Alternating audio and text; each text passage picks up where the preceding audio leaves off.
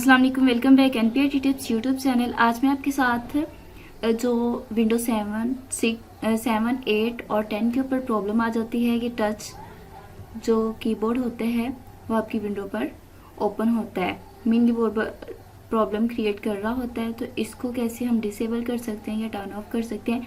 तो आज की वीडियो में मैं आपके साथ ये शेयर करूँगी कि आप कैसे टर्न ऑफ कर सकते हैं। तो इसके लिए आपको अपने कीबोर्ड से Windows+R प्रेस करना होगा और इसके बाद आपको services.msc लिख के ओके या एंटर का बटन प्रेस करना होगा। तो ओके हम करेंगे तो हमारे सामने ये एक न्यू विंडो ओपन हो जाएगी। यहाँ पर हमें सर्च करना होगा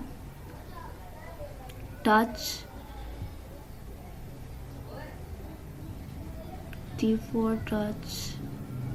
कीबोर्ड।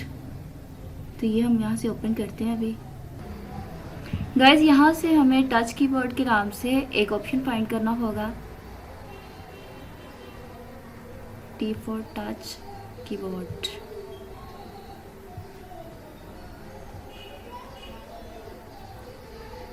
तो ये हमारा टच कीबोर्ड एंड हैंड्स। यहाँ पे हम राइट क्लिक करेंगे, यहाँ पर प्रॉपर्टीज में आएंगे।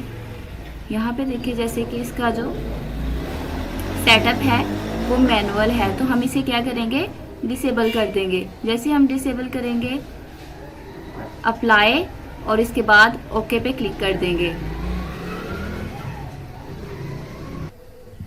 जैसे हम इसको डिसेबल करेंगे इसके बाद हम इसको अपना जो लैपटॉप पीसी जो भी है उसको हम रीस्टार्ट करेंगे। रीस्टार्ट करने के बाद हम देखेंगे तो हमारी ये जो प्रॉब्लम है ये फिक्स हो जाएगी। होप सो कि आपको ये वीडियो अच्छी लगी हो। Please like and subscribe my channel for latest.